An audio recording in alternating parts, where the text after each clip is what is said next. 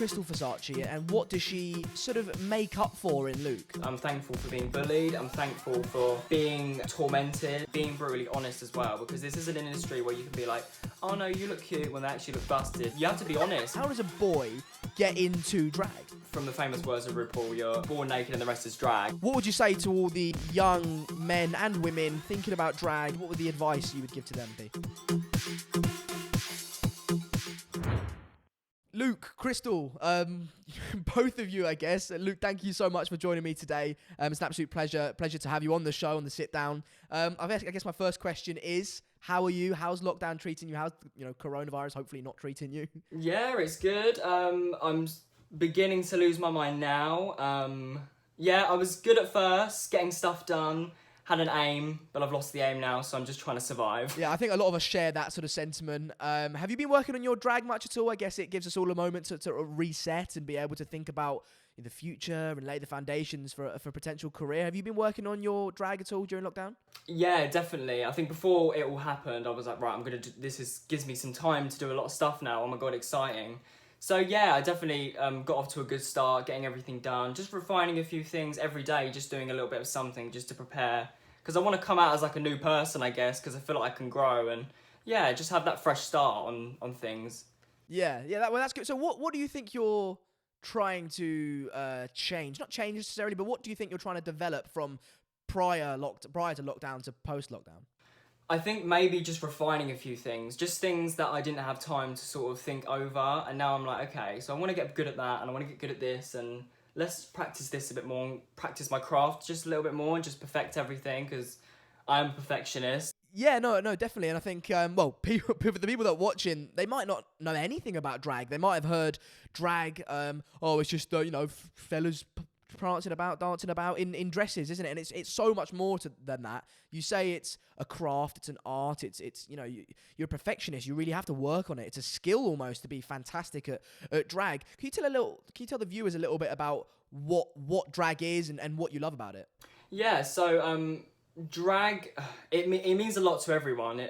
It's such a huge thing now, and it's such a massive thing where it's not just a man in a dress and a wig. It's a lot now where there's girls in wigs, and it's a lot more. It's just this creative let out and this creative therapy that everyone can just be themselves and maybe be the alter ego that they don't feel like I don't know, just to let out and just be creative. I think it's such a huge thing now compared to what it was. But to me, my drag is an outlet. It's an outlet from the reality. Some stuff where you're limited because you don't, like, I wouldn't walk out in drag in the streets. I wouldn't feel confident enough. Like, I think to do that in the right space is a good therapy to outlet from everything else, if that made sense. So it's a form of escapism almost for you? Definitely, yeah, definitely. And a therapy, because even sitting there doing my makeup, I've loved makeup for a while. And for me to sit there and just create, it's something I could just let out. And I don't think about it. I get lost in the zone. So for me, it's definitely like a therapy. It's something when I'm not feeling great, I can count on that to, help me out and stuff like that. Do you think you've got your drag character? They would have seen in the introduction. Krystal Versace is your character, your persona, and then you yourself are Luke. Do you think who is Krystal Versace and what does she sort of make up for in Luke? To me, she's just that all-round confidence, and I think my idea of beauty that I would like to see in myself. Like, I think sometimes I get lost in the reality in life and a lot of things, and you sort of don't feel confident. And I think just having that outlet of like, right, I can transform into this character where I can just pour confidence and pour love. Yeah, she certainly does that. Yeah, definitely. But yeah, it's to me, it's just this. It's like a canvas. I just love to be able to create this character and this Barbie doll as such of what she is. I was gonna say, when did you get into drag? Was it something that you've always been into, or how does a boy get into drag? I mean, I say that from the famous words of RuPaul, you're born naked and the rest is drag. That's very much, what it is. I've been dressing, I used to take my sister's clothes when I was little and play with her Barbie and dress up in her dresses, like a lot of that. So I think it's always been in me, and when I started doing makeup as a boy, I think that was a way of me trying to maybe get into that realm of like, right, this makes me feel some type of way, so let's get into it.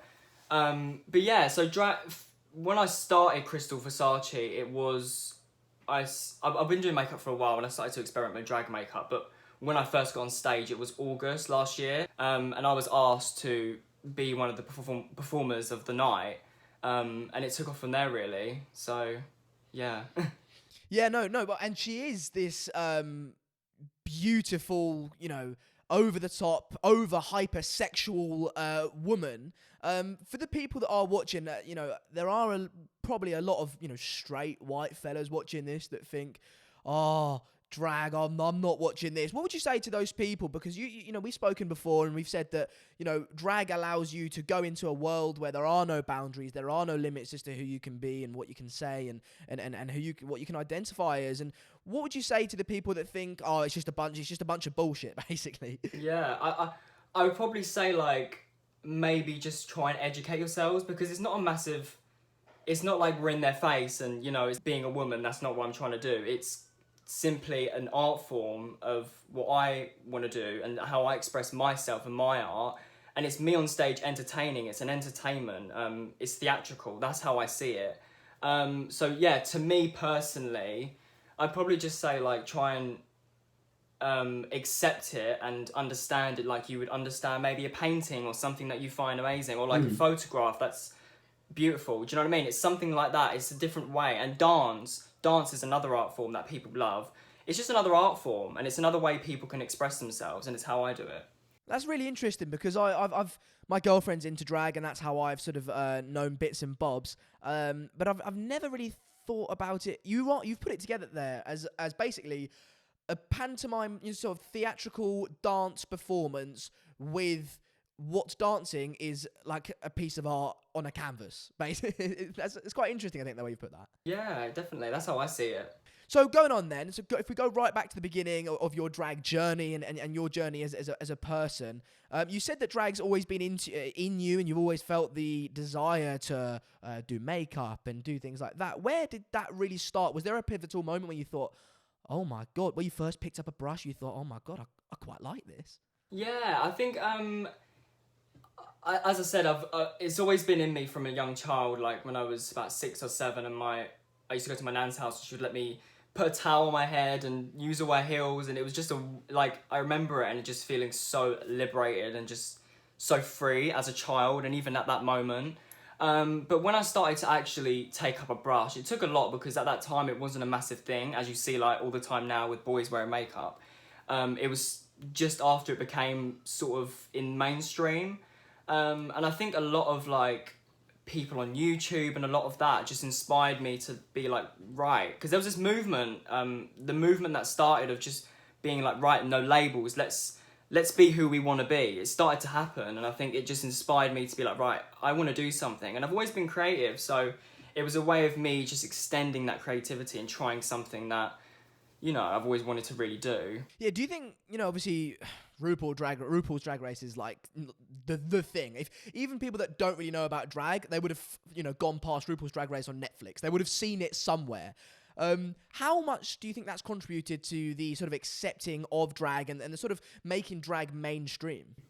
I think it's done the best for drag. I think it's made people understand. I think Ru has really done something there. It's what inspired me to get in drag, because it was the first thing I saw, and I remember sitting with my friend Charlie, Dee Licious, who's also a drag queen. I remember watching it like when we were, I think it was in secondary school, and it was just so liberating. We were just so in love with it. And I think it's just something that has put everything into perspective for everyone, because drag was such a basement thing. It was very like not spoke of, in the shadows. It was very that. So now that it's out in the open and in the mainstream, and it's accessible on things like Netflix and all this, people are starting to understand. And as an entertainment program, I think it's just opening people's eyes and opening people's minds to what drag really is and the spectrum of what it encounters. When did you tell your friends that, well, firstly, I'm gay, and secondly, when did you tell your friends, actually, I'm gay, but I also want to dress up and be a drag queen? Yeah, so I mean, from I would say secondary school, everyone always knew. Everyone I told, they were like, yeah, we knew. I've always been quite flamboyant. Everyone would know.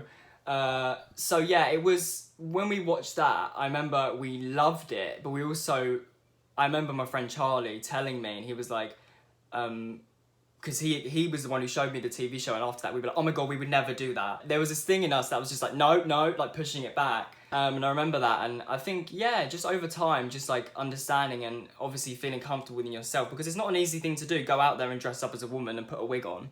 You know, it's not easy.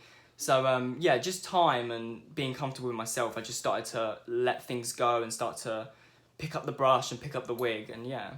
Yeah, I think that's interesting because I had before, researching for this interview and thinking about what I could ask you. I thought, you seem so comfortable in drag and with being a drag queen, but that can't have always been that way. And my question was, did you ever feel like ashamed or embarrassed of it? And why do you think you felt that way at that time, as you said with your friend?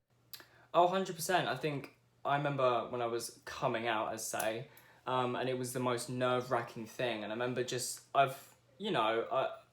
have been bullied, and I think a lot of people would relate who are part of the LGBT.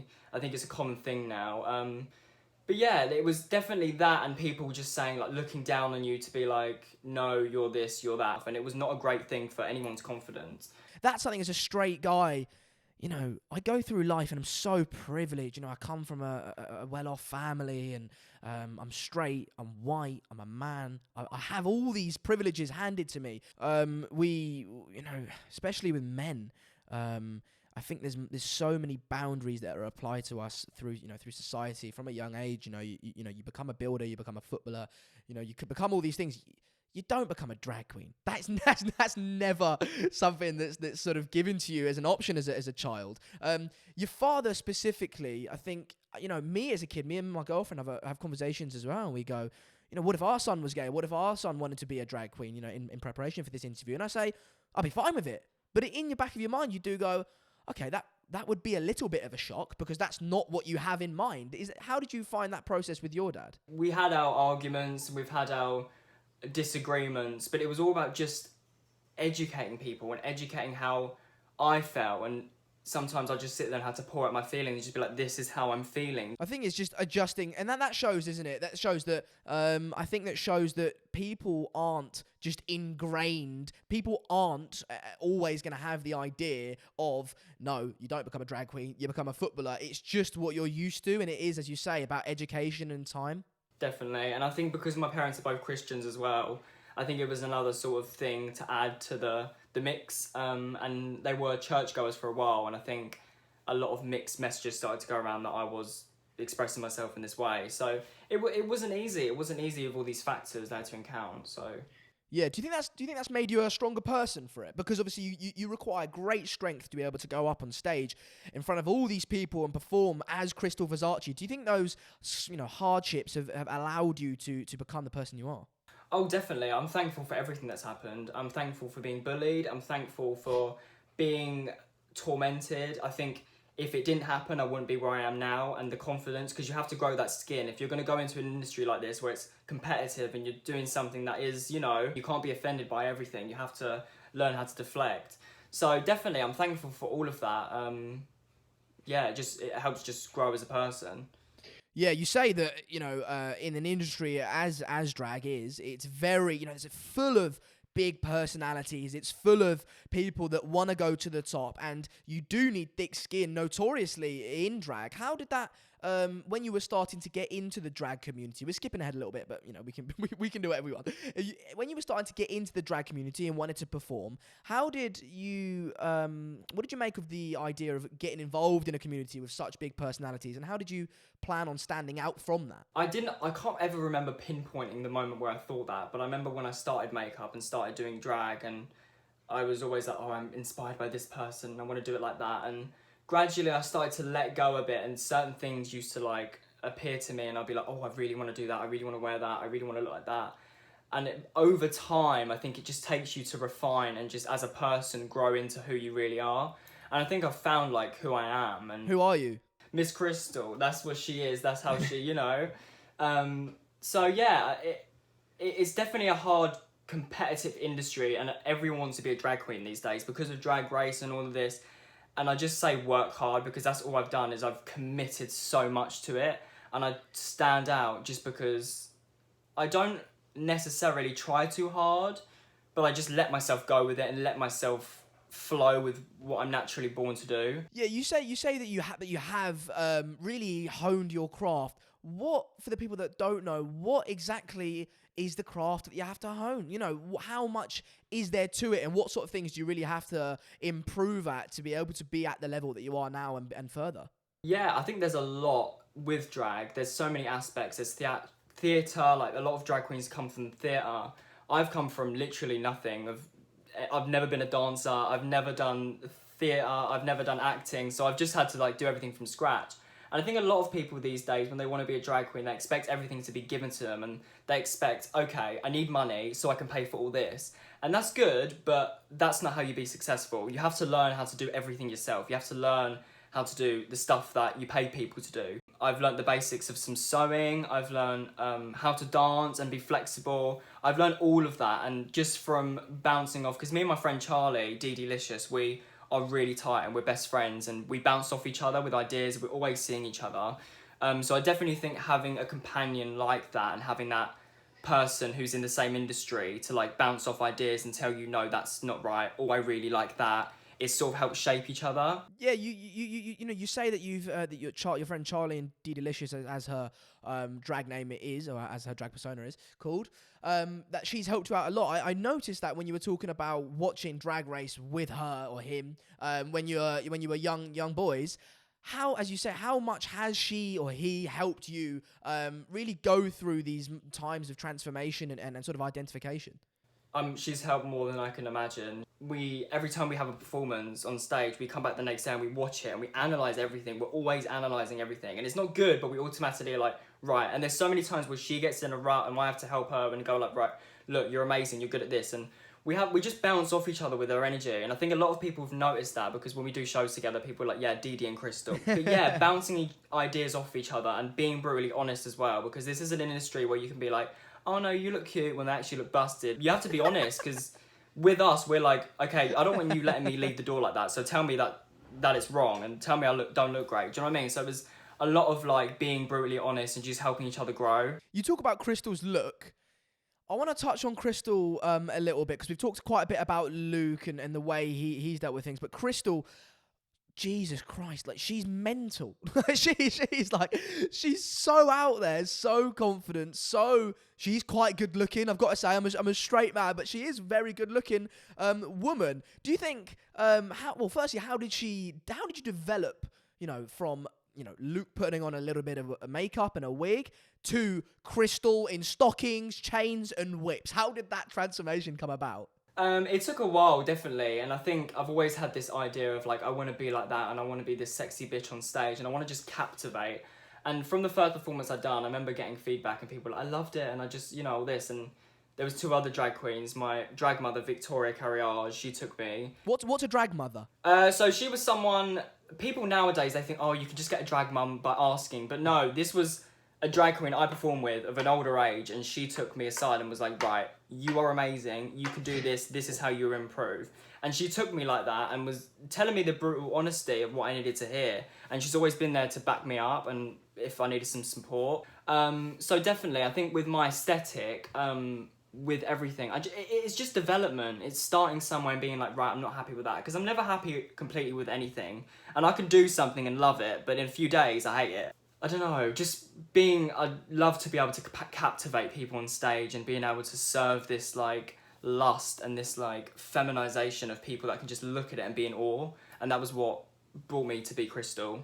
Yeah, do you think, a lot of people, as we said at the beginning, a lot of, and it's not just straight white guys, it can be women that aren't a fan of drag as well, but mainly, straight men that aren't comfortable with it. Do you think a lot of it with Krystal, and you specifically, is that not only does it challenge their boundaries of gender, but it also challenges their sexuality slightly? Because as I said, I'm just open with the idea of just like, okay, I'm straight, but Krystal's quite fit.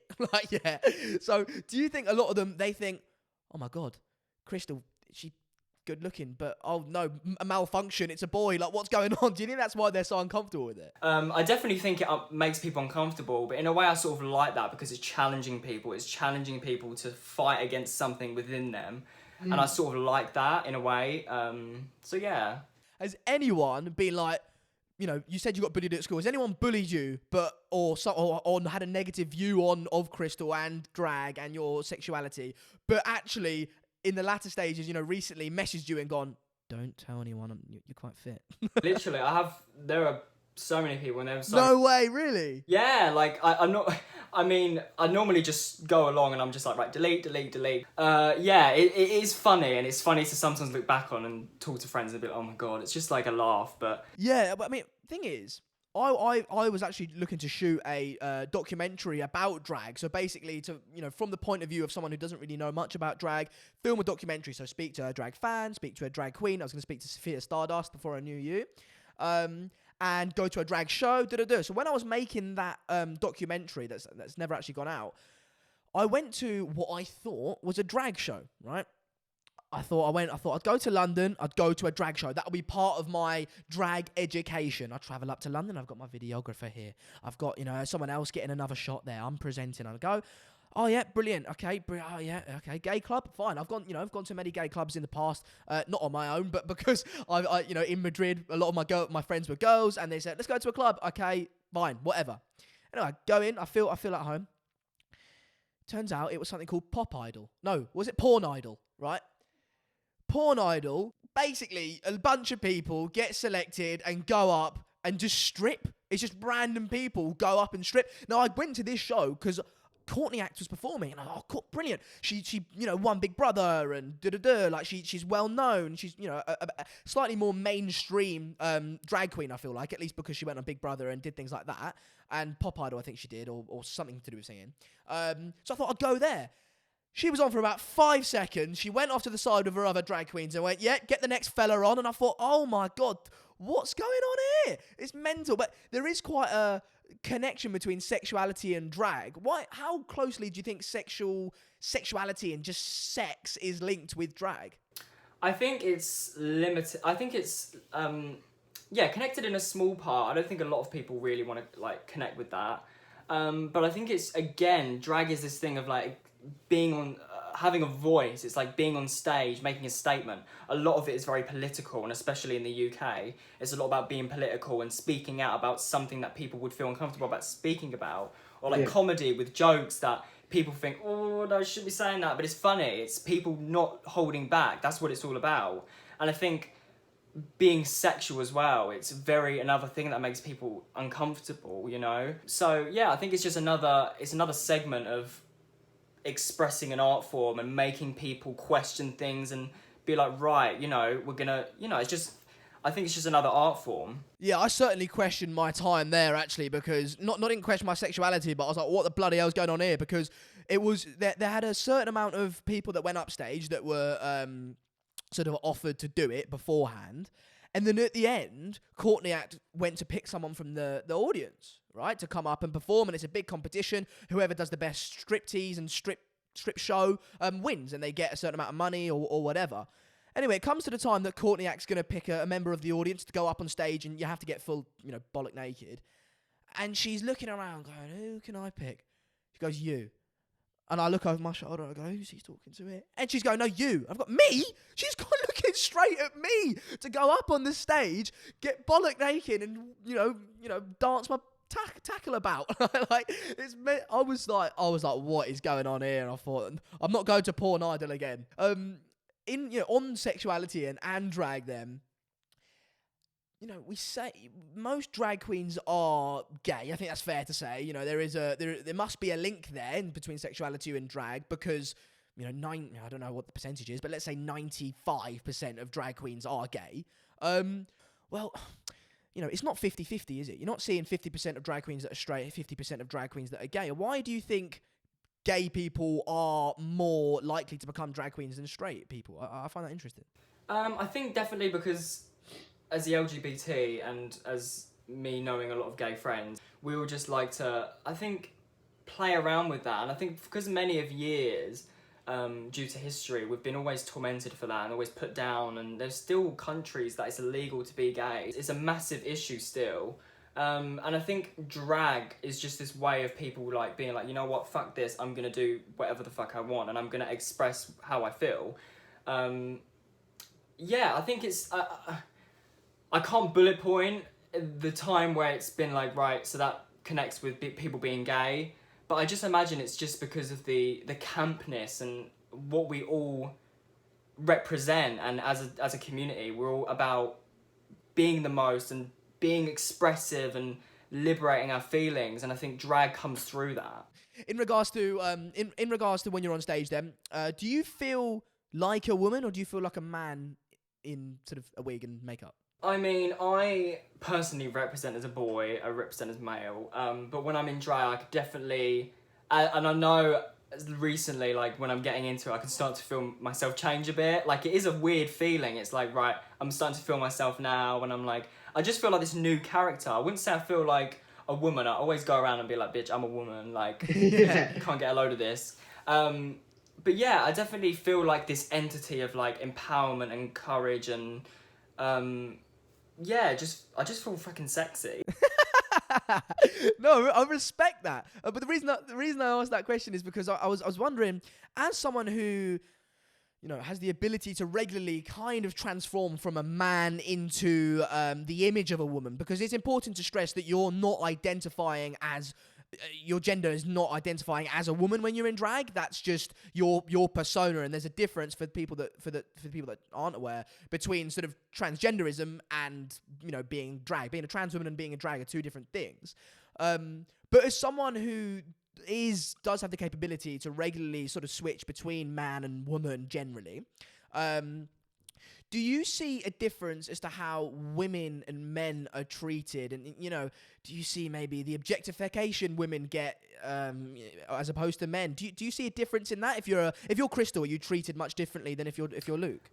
Definitely. I think people are sometimes intimidated. I think a lot of people are. You know, when I come up to people are just like petrified but in love at the same time, because it's something, you know, they're just mesmerized with. So yeah, it definitely creates a commotion compared to what I would be if I was just walking in as Luke. And definitely on stage, obviously, it creates this whole atmosphere of this character, and people, you know, just automatically live for it. So definitely, and I've had men, I mean, in the club, and I remember walking outside and one of them grabbed my bum, and obviously they just grabbed a bunch of foam. It was just this weird thing of like, oh, people think they can do that now. And it was a weird like thing of like, okay, so they think that makes it right. And it was a weird moment because I was like, I've never really experienced that before, because I never get that if I'm as a boy. So yeah, definitely, I'm definitely treated different in drag, but I think sometimes in a good way, because it's like a high level of respect. It's quite intimidating if you've ever met a drag queen. It's not the easiest thing. Yeah, no, I have met many a drag queens. As I've said, I've got a girlfriend who loves drag, and I've had friends that love drag and sort of gay clubs, and often you'll have drag queens performing at gay clubs. And at the beginning, I must say, I was like, blimey, this is, I'm getting looked up and down, and I've never had this before, and there's a drag queen. You're putting the mic in my face. Hello, yep, okay. now you're asking me to come up on stage. Brilliant, okay. And that is intimidating. But as time's gone on, I've gotten used to it. But I wonder why it's. Do you think it's intimidating because of the way society's set up, or do you think it's intimidating just because, you know, maybe it is intimidating in itself? I think it is. I think personally, from personal experience, it's just intimidating because it's another entity. It's this man in a wig, and that's already scary. And especially children, they make me die because some of them are so scared. I have to sort of like go to their level and sit down a bit and be like, it's okay, like I'm not going to like eat you. Because my friend Charlie, he's like taller than me and he looks like a monster in drag if you've seen him. It always interests me and it always fascinates me how you can be perceived differently with a few bit of makeup on and you know, a bit of this and a bit of that. So yeah, it's definitely fascinating, but yeah, we touched on sort of the difference between transgenderism and drag, being a trans woman or a trans man, and being in drag. But there have been moments where that has crossed over slightly. We saw in season 9 of Drag Race US, Peppermint came out as well. She was out before as a trans woman, but it was obviously a thing on the show that she was trans.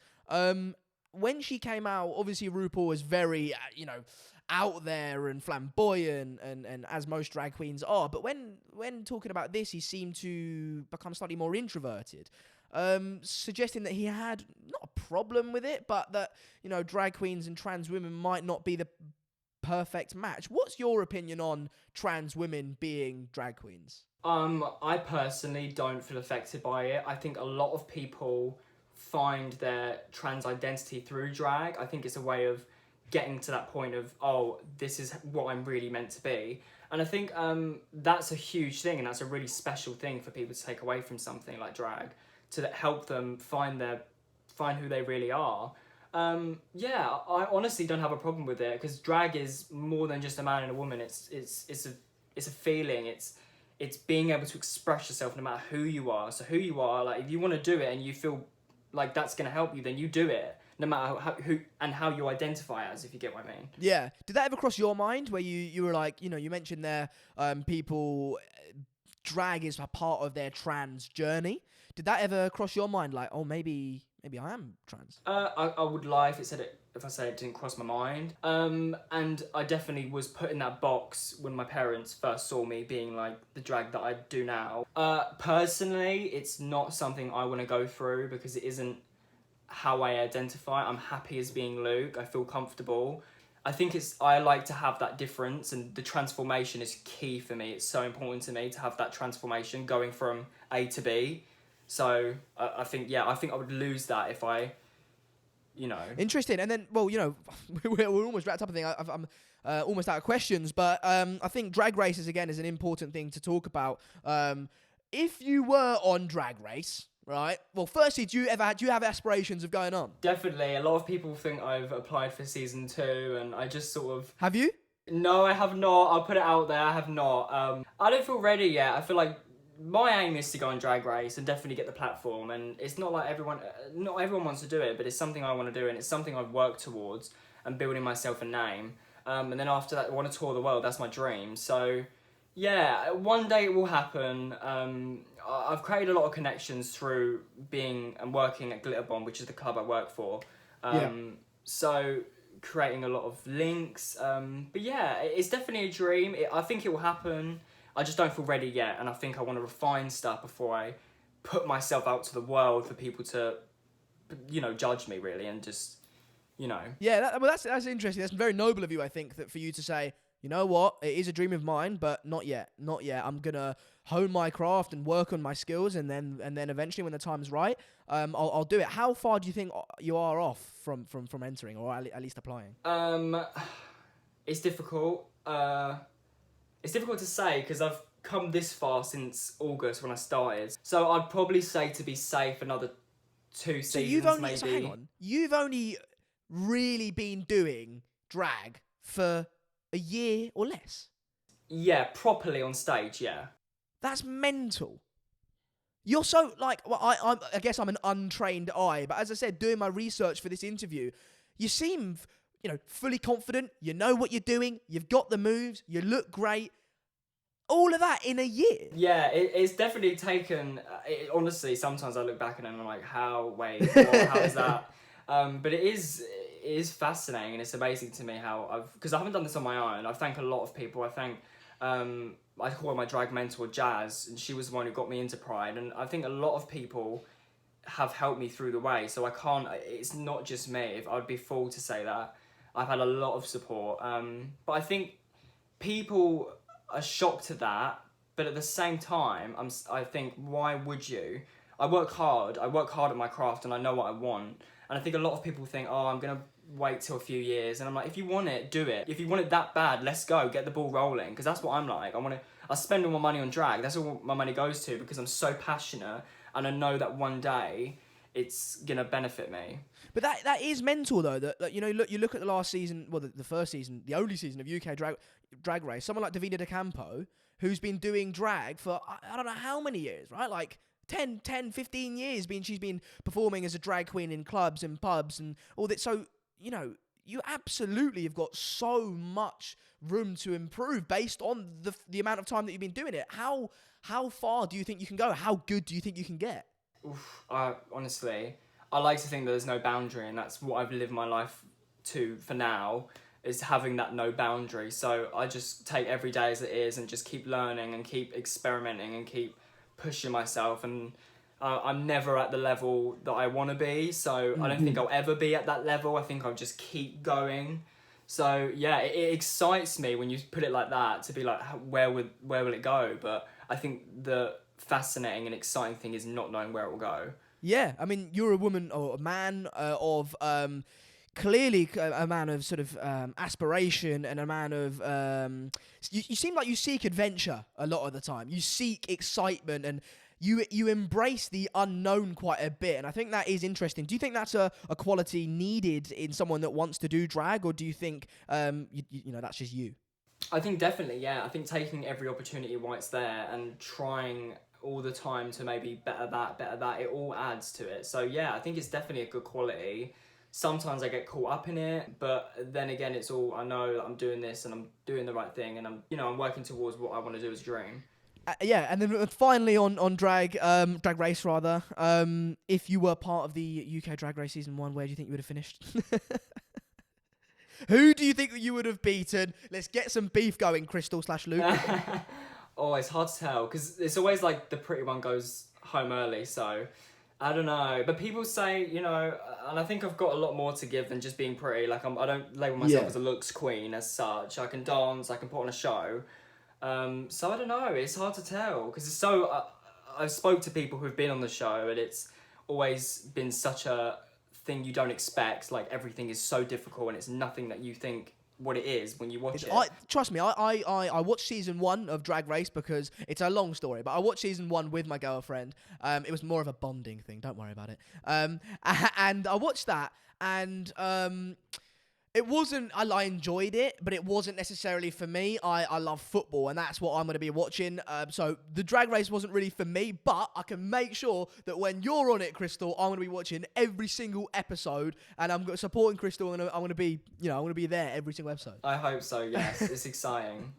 Okay, well, Luke, thank you so much for joining me today. I hope you have enjoyed it. I hope everyone watching's enjoyed it and learned something about it. I guess my final question is, what would you say to all the young men and women that are thinking about drag, and they're unsure of their sexuality and unsure of their sort of gender identification and all those sorts of things? What would the advice you would give to them be? I'd probably say, from personal experience, everything happens for a reason, and whether it's negative or positive, it's happening for a reason. It's happening to shape you. So don't worry where you are. Just give it time. Just grow. Just allow yourself to be loved by the people that love you, and learn how to respect yourself and know your worth. And don't let anyone tell you can't do it, because you can. Brilliant. Krystal, Luke, thank you so much. Guys, I hope you did enjoy it. Drop a like on the video, comment, subscribe as per usual, and we'll see you soon.